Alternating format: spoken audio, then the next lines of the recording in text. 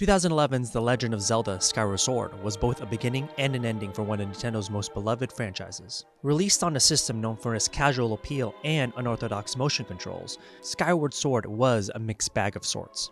Yes, it sold millions of copies and received multiple awards for its innovative aspects and general quality, but fans have since identified it as one of the weakest Zelda games. Their decision to shelve the traditional 3D Zelda formula resulted in the phenomenal, highly regarded Breath of the Wild. Now, almost a decade after its original debut, Nintendo's released Skyward Sword HD for the Nintendo Switch, giving the Wii adventure a fresh coat of paint and tweaks to its controls and gameplay. Truth be told, in the post-Breath of the Wild world, this re-release isn't going to win the accolades the original did, but that's not the point.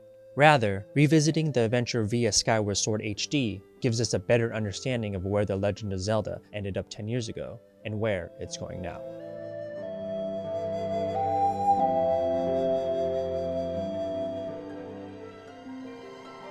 It's easy to get lost in the labyrinthine timeline of the Zelda saga, but luckily, Skyward Sword HD is canonically the beginning of it all. This origin story is a fitting place to jump in for someone like myself, who didn't play Skyward Sword on the Wii, and anyone who casually pops in and out of the Zelda timeline and wants to better understand the larger story and the characters who inhabit this world. Skyward Sword HD shows Link to be a carefree and downright lazy skydweller, who would rather sleep in than practice becoming a knight.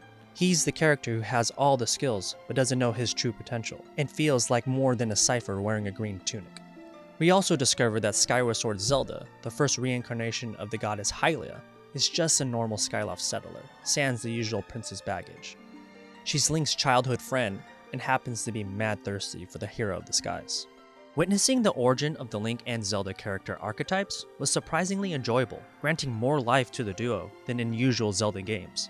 Turns out, it's nice when these kids show some personality.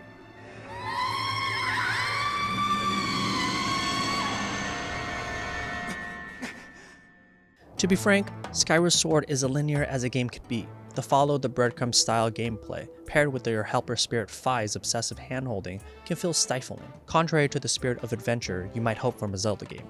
That said, I didn't get too caught up on the linearity, perhaps because I've been duly warned ahead of time. Sometimes I just want to turn on the autopilot and go through the motions from point A to Z. And to be honest, most older Zelda games have linear adventures, aside from a few side quests here and there. Even so, the linearity rubbed a lot of folks the wrong way, and the developers noticed. Mr. Zelda himself, series producer Eiji Aonuma, even commented on it, essentially saying we hear the many, and things will be different next time around. As a result, the development team sought to rethink every aspect of its next major game, resulting in the free-roaming, open-world gem that is 2017's Breath of the Wild. So if you were expecting Skyward Sword to be at all like Breath of the Wild, heed my warning and look elsewhere. But if you want to play a traditional mainline Zelda title on a current console, Skyward Sword HD is the game for you.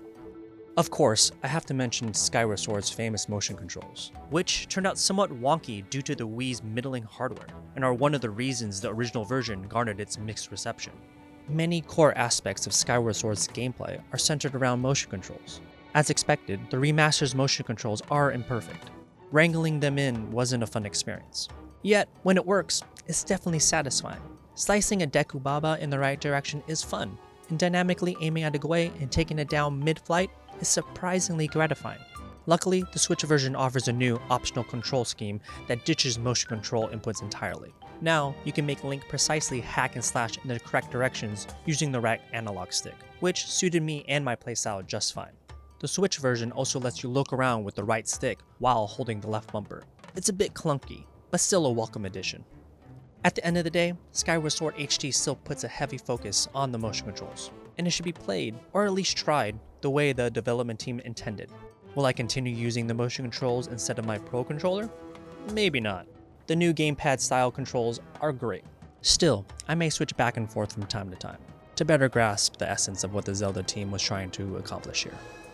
The Legend of Zelda Skyward Sword HD lets you revisit a turning point in one of Nintendo's greatest and grandest franchises.